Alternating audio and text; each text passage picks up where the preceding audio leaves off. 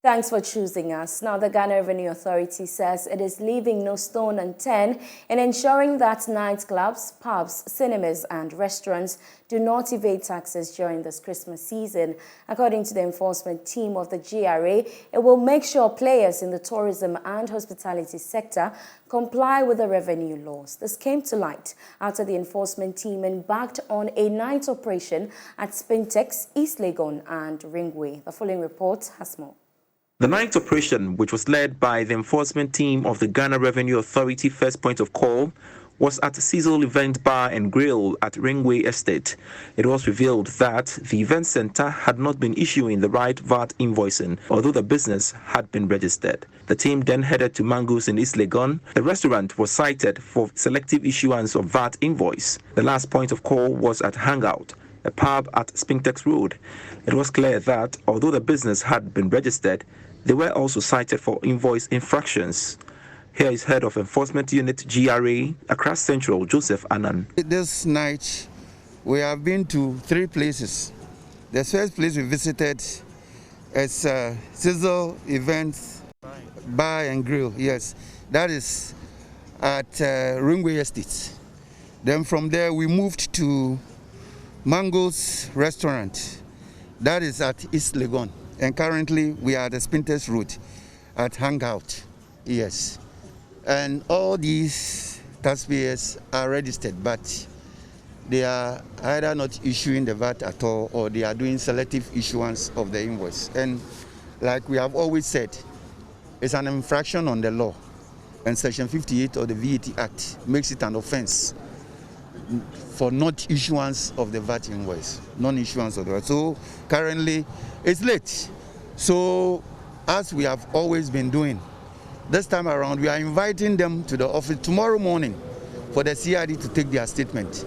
But we have picked their records, which will be examined and the preemptive assessment will be established.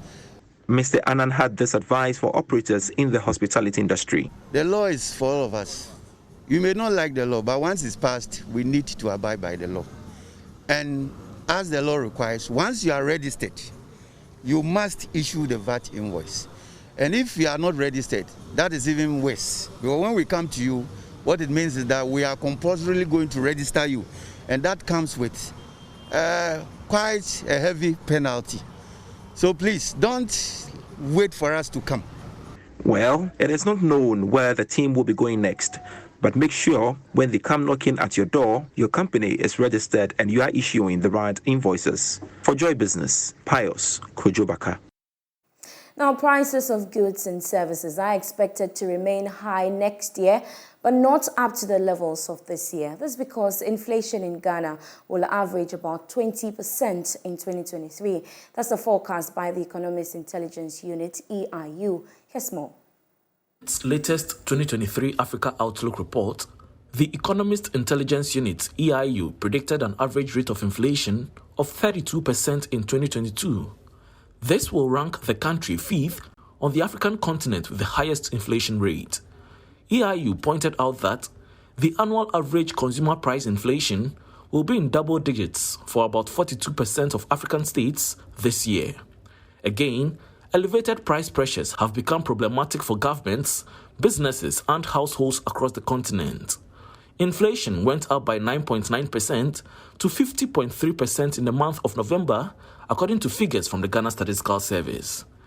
This was the highest figure recorded in 27 years. Meanwhile, Zimbabwe and Sudan are expected to record the highest average rate of inflation of more than 50% next year.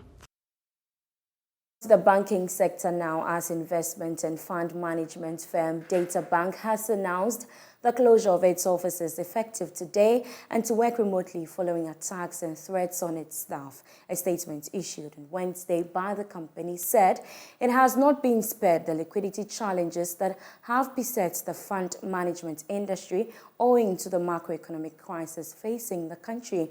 The situation has negatively impacted its ability to honor withdrawal requests as expected. However, while some clients have cooperated With the company, there are several clients who have felt the need to abuse staff physically and verbally and also threaten their lives as well as their families. Kajada Mensah is Chief Executive of the Databank Group. You will recall that way back from the mark-to-market directive that the Securities and Exchange Commission issued. And the Securities and Exchange Commission are our regulators. They look after us, they guide us, they give us all the rules and regulations we should abide with. It came to light that the true value of client investments, or the true value of the bonds we're holding, government bonds we were holding. And I want to emphasize that these are government bonds, and these are not just maybe corporate bonds or some derivatives that we just went and fancifully did, maybe in Egypt or Kenya or South Africa. These are government of Ghana bonds that from the time we were in school were said to be risk-free, risk-free, risk-free. The value started dropping quite dramatically. And so the Securities and Exchange Commission then instructed that we should value our securities that we hold at the market value. And that started not going too well with the clients. This really infuriated clients. I mean, I must admit that majority of the clients understand. Majority of the clients empathize. They know what is going on. They agree with all what is happening. But there are few that are on, and I can't begrudge them, I can't blame them, who are very upset because here's Christmas, Christmas is nigh, Christmas is just in a few days. In January, school fees is coming up.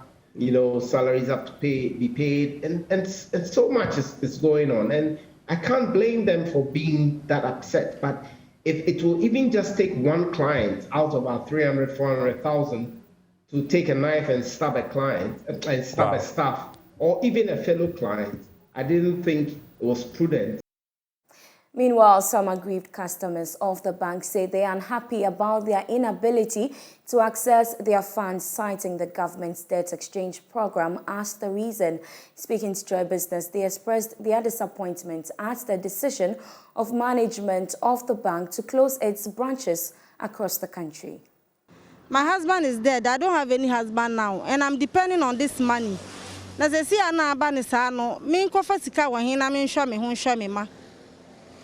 10th January, no more cano. Are they not going to eat? What are they expecting us to eat from?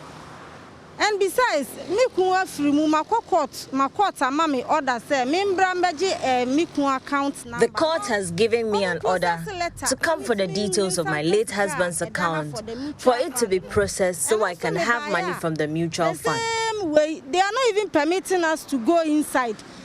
They have given us number, but the number when you call it is not going through and nobody is talking to us. So I feel frustrated and I don't know what to do. And I'm disappointed to the extent that even say you permitting me to go inside like I will close my account. Because this kind of behavior, no, I'm frustrated. Well, I've done the mutual fund. The mutual fund is mutual, so you can halt it today. So when you come and you say you want to halt, the next day they should get your money for you. But the last time I came, the balance they gave me, I lost about 20% of the investment. So mutual fund, that one you can halt it because it's mutual. That's the type of investment I hold with Databank. In this country, we have some lies. There are a little bit of truth in some lies. So when I heard the first one that they are bribing parliamentarians, and especially concerning his case, in fact, I was shocked. And coming to see this happening, because I could have withdrew all my money around that time. And that one also taking me 1 week before getting the money, I sensed that there should be something happening. In fact, and it is not a good thing at all because the situation is not easy. 2 weeks and I'm buying and I'm catching some free forms. 2 weeks ago, I was told to fill some forms and return today. I have been looking forward to an alert all day, but nothing. So I decided to come here All for me to find out that they had shut down. This has really affected me because it was my hope to use the money to reinvest in my business. I'm pleading with government to do something about it.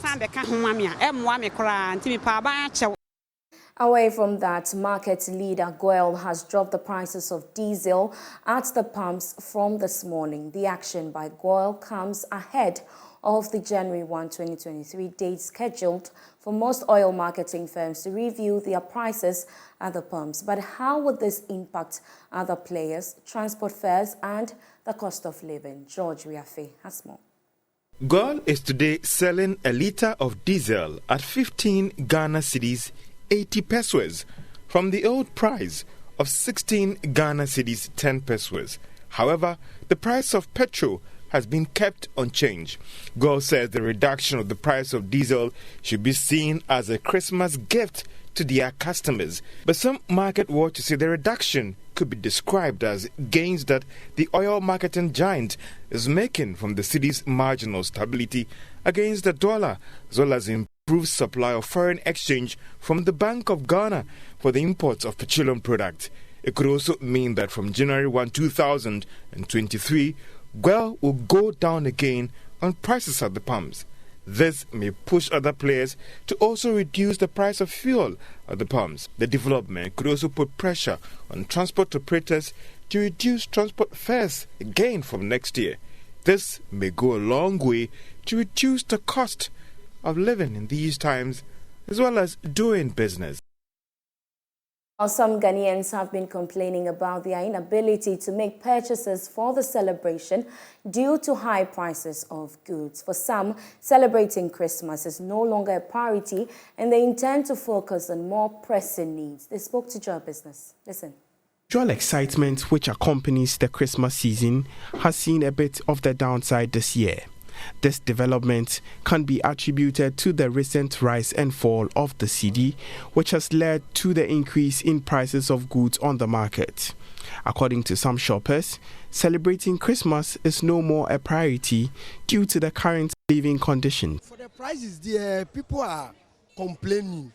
See, somebody will come to town, you want to buy this. Unfortunately, this or the money is not up to, so he's supposed to go back home. And the time he or she will go home, assuming a bag of rice, now 90, 100, 110. After we go to 120. Oil, the same thing. And I won't say, and you no penny did Christmas at Tardian in your money.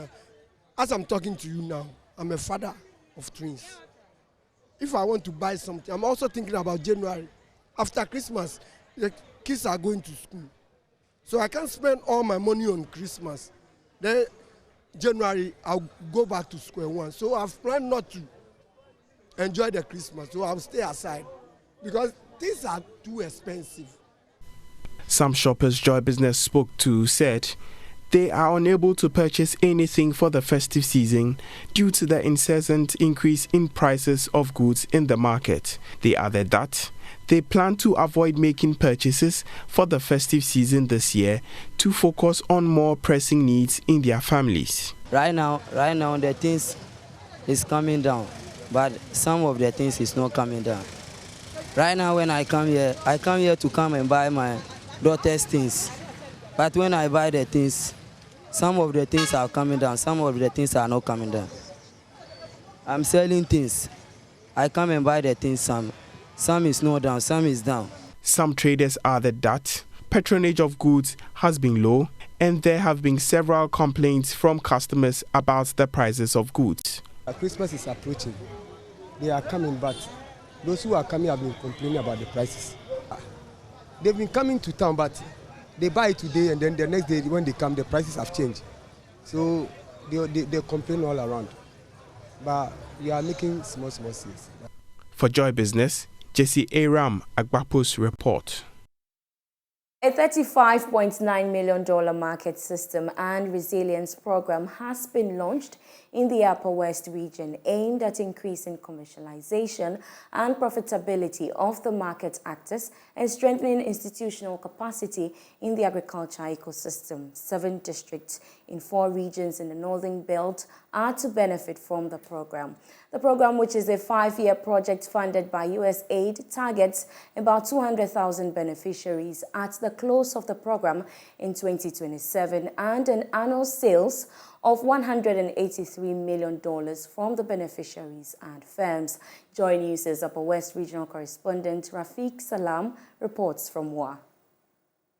The Market Systems and Resilience MSR Activity Program is a 5-year initiative program aimed at increasing inclusive agriculture in 4 regions in the northern Gulf of the country. It is a $35.9 million program implemented by the Agriculture Cooperative Development International, ACDI, and the Volunteers in Overseas Cooperative Assistance, VOCA, an international development nonprofit organization and funded by US aid. Under the program, farmers will be supported in the cultivation of 9 crops, namely maize, shea, bambara and soya beans, cowpea, groundnuts, horticulture, mango and moringa. Deputy Chief Party for the Market Systems and Resilience Activity Program, Cecil Osai, threw more light on the 4 main objectives of the program. This grant is part of the bigger project or activity, as USAID calls it now, which is $35.9 million. So the whole program is geared towards improving economic conditions in northern Ghana through agriculture, particularly to improve economic growth that touches on smallholder farmers and all those in the agricultural sector. So we work through bigger farmers to reach smallholder farmers. We work through processors. We work through all those who source material from smallholder farmers or who work with them, providing inputs and other services so that they would also experience the economic growth. First, they will get profits and their enterprises, farms will grow and they will use the profits to invest and they will expand. And when there's a general economic growth, they will also participate and benefit from it. The program held in WA is the 5th and climax of series of launches held earlier in Accra, Tamale, Nalarogo, and Bolgatanga. It is aimed at sensitizing stakeholders in the agriculture value chain to know more about the program to enable them to take part and benefit from it. Online registration. $1 million program. It will be led by $6 million grant for prospective applicants. 6 million facility, 5 million open to everybody, including smallholder farmers and processors and buyers and all those people. And then 1 million dedicated for capacity building through our partners. The Market Systems and Resilience Activity Program began in April 2022 and expected to end in 2027. 17 districts in 4 regions in the northern Gulf of the country will benefit from the program. Team lead on the Market Systems and Resilience Activity Program, Michael Amani Ampangosu, spoke on what they expect at the end of the project in 2027. We are looking at 200,000 direct participants by the close of the project 2027. We are looking at about $183 million as in annual sales from these producers and firms. We are looking at about $18.5 million, that's about $18.5 million as investment from this financial institution and other entrepreneurial angles. And we are hoping to also ensure that all these 200,000 participants adapt at least a technology or more to be able to help in this whole drive that we are hoping to achieve, and influence about 5 key policies in the agricultural space. 2022 Upper West Regional Best Farmer and Managing Director of Gap Agri Limited, John Doma, is hopeful that it will consolidate earlier programs rolled out in the past. Counting on my previous experience with Advanced 2, that's the model they are going to roll out, I think it's going to help a lot because it has a component of capacity building trainings and how to manage farming as business, not just the usual farming, agri and culture. So the MSR, it is my expectation that they consolidate from the previous advanced project that they roll out. And well, government alone cannot do it. Is the reason why some NGOs like MSR is in place to augment some shortfalls of government. So I just do hope that they get in touch with the real farmers and not people that will come in just because of grants. Reporting for J News, Rafik Salam. Wow. Now, a total of 181 unemployed youth in the Aguna-Swedru area of the Central Region have graduated from this year's Youth Apprenticeship Program, YAP. The YAP program is an initiative by financial institution, Sinapiaba Savings and Loans, training beneficiaries in vocational and technical skills. It is a 3-year training program meant to help tackle the unemployment situation in selected communities in the operational area of Sinapiaba. Prince Pia has more in this report. Ghana Investment Fund for Electronic Communications, GIFEC, and the International Telecommunications Union has trained 60 master trainers drawn from the 16 regions of Ghana in ICT capacity building and skills development at Abiswa in the Ahafo-Ano Southeast District in the Ashanti region. This brings to 196 trainers, including teachers trained in Python, cybersecurity and coding, among others, to help in the execution of GIFEC programs aimed at bridging the gap in the telecommunications space, especially at the community level. The Director of Operations at GIFEC, Alhaji Yahaya Zakaria Osman, speaking after the passing out ceremony, said they would continue to expand the infrastructure base stocked with computers to help more people to acquire ICT skills to meet the digital agenda. It is one thing saying you are giving people skills and another thing making the avenue for them to access the skill that you envisage they have available. So we have found a need to do this by ensuring that in our communities we put up ICT infrastructure as avenues for community members to go and access the training that we are doing.